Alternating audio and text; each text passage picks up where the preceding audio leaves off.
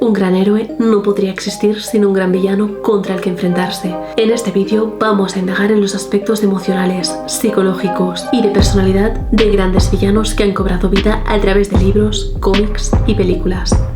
Hola, yo soy Isis, una psicóloga forense apasionada de los videojuegos, el cine y las series, y me encanta aplicar mis conocimientos al análisis de personajes. Te recuerdo que ahora puedes hacerte miembro del canal o unirte a mi Patreon. Tienes los links en la descripción. Muchísimas gracias a todos los que me apoyáis a través de esos medios, en especial a José Manuel Garrido, Tesdar Stark y Dr. Black Mage. A ver, los psicólogos somos totalmente conscientes de lo difícil que es evaluar psicológicamente a una persona. Y sí, para hacer un perfil psicológico es necesario recopilar información sobre la persona, su entorno social y aplicarle una serie de cuestionarios estandarizados. Y esto se hace para dar fiabilidad y validez a la evaluación. Por tanto, perfilar psicológicamente a un personaje ficticio es algo muy difícil, teniendo en cuenta que es imposible tenerlos delante y hacerles preguntas directamente. Pero no es imposible, ya que con todo lo que se nos muestra en diferentes personajes a través de ciertos medios, sí podemos indagar en la psicología que el creador ha dado al villano y observar si cumple ciertos criterios diagnósticos de determinados trastornos. Por ejemplo, los cómics son un medio de comunicación más que históricamente se ha utilizado para transmitir mensajes a la sociedad a través de la psicología de sus personajes. Un ejemplo de utilización del cómic con fines propagandísticos es el Capitán América, creado en 1941. Aparece en su primera portada dándole un puñetazo a Adolf Hitler, representando una América libre y democrática. Y considerando a Adolf Hitler como uno de los grandes villanos, quien no fue para nada un personaje ficticio, podemos tomarlo de ejemplo para aclarar el tipo de análisis que haré en este vídeo como psicóloga forense. En 1943, la Oficina de Servicios Estratégicos de Estados Unidos, precursora de la CIA, pidió un perfil psicológico de Hitler al psicoanalista Walter Langer. Y para hacerlo se sirvió de discursos del dictador la obra Mein Kampf, y Langer lo describió como una persona que muestra una fuerte vena narcisista y sádica, que tiende a hablar en largos monólogos más que a mantener conversaciones y que tiene dificultades para establecer relaciones cercanas con los otros. E incluso predijo su muerte. Dijo que un psicópata neurótico con la terrible necesidad de expresar su masculinidad a su madre, y que como punto final de su conflicto acabará por suicidarse. Y aunque nunca pudo realizarse un examen clínico comparativo, Langer estuvo muy acertado en la elaboración de sus ideas, ya que Adolf Hitler terminó por suicidarse. Así que el objetivo de este trabajo fue llevar a cabo un análisis conductual que permitiera predecir futuros comportamientos. Así que lo que haré en este análisis con diferentes villanos será similar a lo que Langer hizo con Hitler, quien no pudo entrevistar directamente al dictador. Pero analizando las conductas de los villanos, sus crímenes, su pasado, podemos descubrir sus motivaciones y desentrañar su psicología.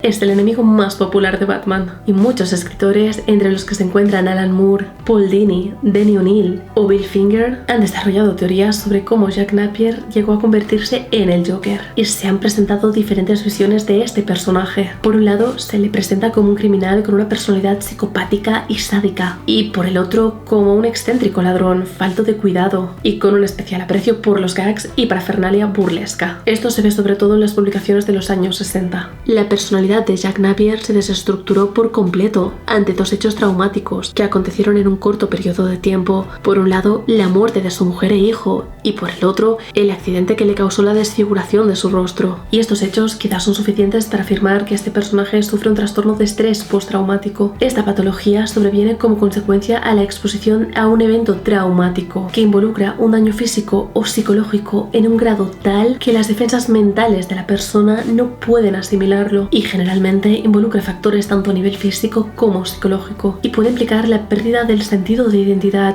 del yo de una persona. Esta puede ser una posible explicación del por qué decide reinventar su personalidad. Necesita darle un sentido a su existencia. Opta por una personalidad completamente antagónica a la real. Tiene un sentir emocional superficial, incapacidad para sentir empatía y una gran habilidad para el engaño y la manipulación. Todos estos rasgos se encuadran dentro de lo que se conoce como psicopatía. Además, dentro de la tipología de psicópatas, es un psicópata criminal y sádico, ya que en la forma de perpetrar sus crímenes hace sufrir a los demás, los humilla e intenta dominar por completo sus vidas. Su personalidad es la exposición extrema del caos, un criminal sin sentido que se deleita con el crimen.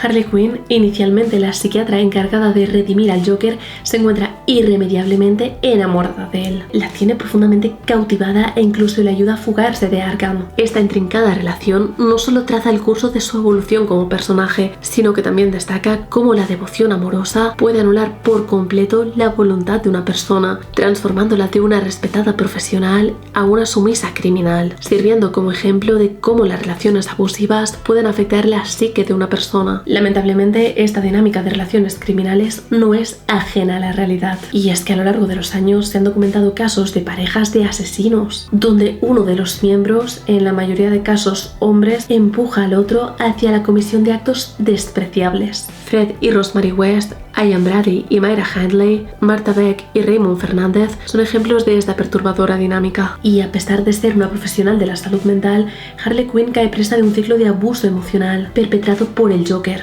Este fenómeno es un tema recurrente en la psicología clínica, donde individuos inteligentes y competentes pueden encontrarse atrapados en una relación tóxica debido a la manipulación emocional y dinámicas de poder desequilibradas. En el caso de Harley Quinn, su perfil psicológico sugiere la presencia de un trastorno de personalidad histriónico. Exhibe tendencias manipuladoras en busca de atención, experimentando incomodidad cuando no la obtiene. Su vestimenta extravagante y su obsesión por la apariencia física refuerzan esta faceta de su personalidad. Además, su fluctuante estado emocional, su facilidad para ser influenciada, evidenciada en su relación con el Joker, y su sensibilidad ante la crítica son características típicas de este trastorno. Su búsqueda desesperada de aceptación y amor la lleva a sacrificar su identidad, sus valores, lo que subraya la importancia de la autoestima y la autoaceptación en la creación de una identidad saludable.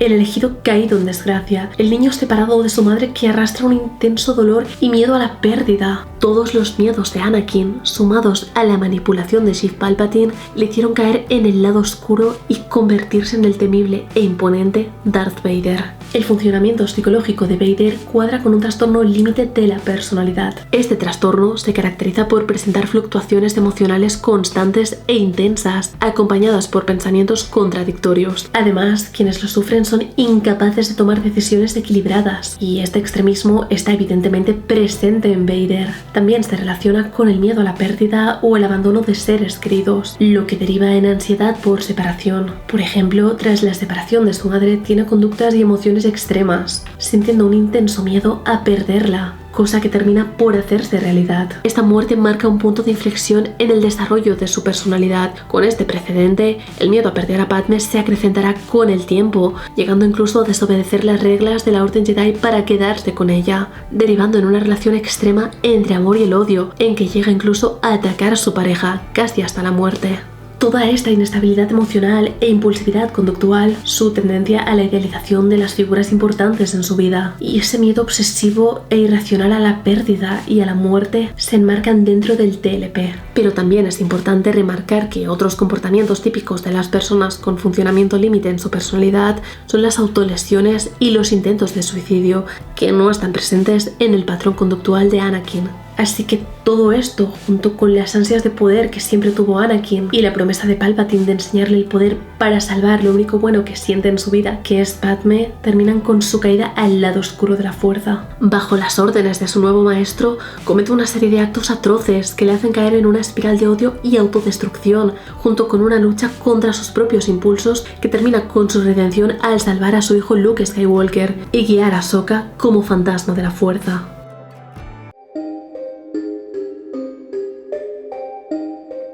Hannibal Lecter es uno de los villanos más conocidos, creado por el escritor Thomas Harris, y su creación ha sido llevada al cine e incluso hay una serie sobre él. Es un personaje realmente intrigante y que desata mucha curiosidad entre los lectores de los libros donde aparece o en los espectadores de sus películas, ya que, como han señalado varios profesionales, tiene un efecto paradójico que genera entre repulsión y fascinación. Es un villano fascinante, dotado de una destacable sabiduría y alto nivel cultural, con un marcado gusto por la belleza y sensibilidad artística que choca en contraposición a su gusto por el canibalismo. Hannibal Lecter sufre de un trastorno antisocial de la personalidad, acompañado de conducta antisocial de canibalismo y con un mecanismo de defensa de tipo narcisista. Presenta una sintomatología caracterizada por un encanto superficial, e inteligencia, mostrándose educado y amable, haciendo gala de un alto nivel cultural que complementa con una gran agilidad mental y sabiduría. Por ejemplo, solo leyendo los expedientes de un caso es capaz de resolverlo. Muestra una tendencia a la seducción,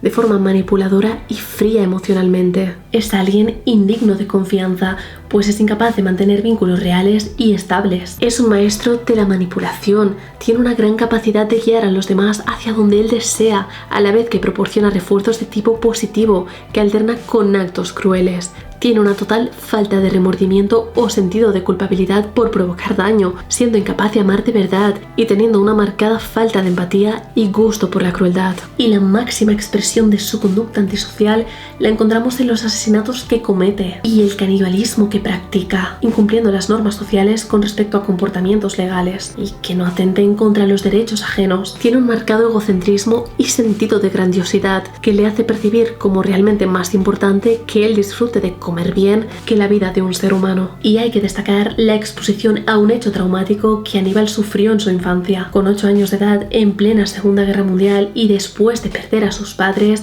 un grupo de soldados se comió a su hermana. Así, el trastorno antisocial que sufre Aníbal Lecter está relacionado con un trauma y factores estresantes, ya que sus conductas antisociales en la edad adulta están relacionadas con aquel suceso de su infancia, repitiendo el patrón conductual de canibalismo que presenció. Esto hace pensar que este trauma no está superado y que cada vez que Aníbal se come a alguien revive ese momento, pero dándose un cambio en los roles. Es decir, él pasa a ser el fuerte, el agresor, y los agresores reales, los débiles, las víctimas. Así que las personas de las que mata representan a los soldados de los que no pudo defenderse cuando era pequeño, pero de adulto tiene la necesidad de demostrar que es fuerte. Y este deseo de dominancia subyacente puede estar relacionado con sus defensas narcisistas. Aún así, quiero dejar claro que la bibliografía existente sobre canibalismo no es muy extensa, y creo que es importante parar a reflexionar sobre las conductas que reflejan la maldad de una persona. ¿Se trata de una maldad pura o las personas tienen un motivo que les provoca esas conductas? ¿Estas personas todavía son capaces de amar? Si nos basamos en las historias vividas por asesinos caníbales reales como Andrei Chikatilo, Issei Sagawa, Albert Fish o Alfred Baker, suelen vivir episodios traumáticos que son incapaces de superar y reprimen sus emociones como mecanismo de defensa para no volver a sufrir, e incluso se ha observado encogimiento en la amígdala como resultado de esta defensa al mundo exterior.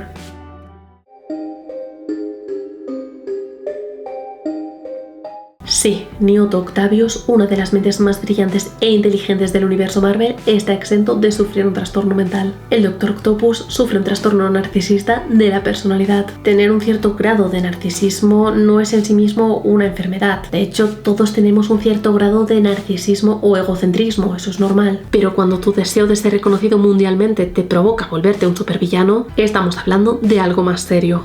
Su obsesión por recibir reconocimiento es tal que gobierna sus acciones, y esto, sumado al accidente que sufre en su laboratorio y que le provoca daños cerebrales, acrecienta su sintomatología, derivando en uno de los antagonistas de Spider-Man más icónicos que existen hasta la fecha. El Dr. Octopus incluso llega a provocar que Spider-Man se replantee su carrera como superhéroe, y ha protagonizado batallas épicas e incluso elaborado intrincados planes para deshacerse de Spider-Man. El trastorno narcisista de la personalidad que sufre Otto Octavius se caracteriza por un patrón general de grandiosidad, necesidad de admiración y falta de empatía hacia los demás, fantasías de éxito ilimitado. Quienes sufren este trastorno buscan validación externa y pueden sentirse heridos o enfadados si no reciben elogios constantes. Les encanta el reconocimiento. Las personas con DNP pueden utilizar y manipular a otros sin tener en cuenta las consecuencias de sus actos a nivel emocional en los demás. Sienten envidia y creen ser envidiados, lo que puede derivar en comportamientos muy competitivos y un gran resentimiento hacia aquellos a quienes perciben como rivales, como vemos en su caso con Spider-Man, con quien llega a obsesionarse hasta el punto de ser el líder fundador del grupo criminal Los Seis Siniestros, cuyo objetivo era deshacerse del héroe enmascarado. Además, muestra actitudes arrogantes y de superioridad hacia los demás, acompañada de actitudes de menosprecio hacia aquellas personas que considera como rivales o inferiores.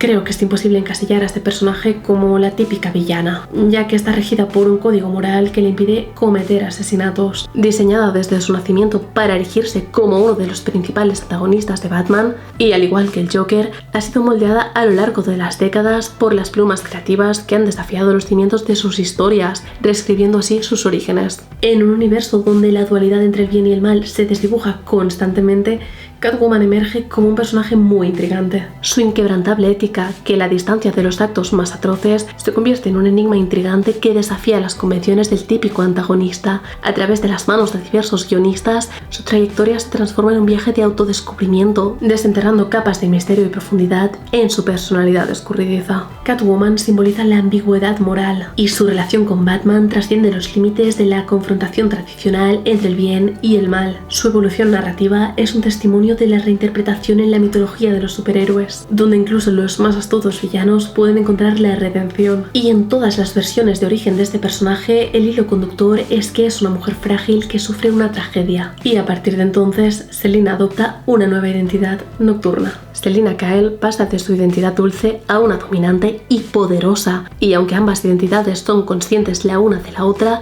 se rechazan profundamente. Esto podría hacernos pensar que el intenso trauma que ha sufrido ha derivado en la aparición de una personalidad más fuerte que la protege del mundo exterior y sus peligros, dando lugar a un trastorno de identidad disociativo. Podría interpretarse como que Catwoman es la identidad que surge para proteger a Selina, quien se considera a sí misma débil, frágil. Pero la realidad es que Catwoman es una identidad que es incapaz de integrarse de forma efectiva en la sociedad. Así que Catwoman sufre y Selina sufre. Creo que su caso cuadra más con un trastorno límite de la personalidad o borderline, que se caracteriza por estados de ánimo, comportamientos y relaciones caóticas. Los síntomas incluyen inestabilidad emocional, sentimientos de inutilidad, inseguridad, impulsividad y pensamientos extremadamente polarizados.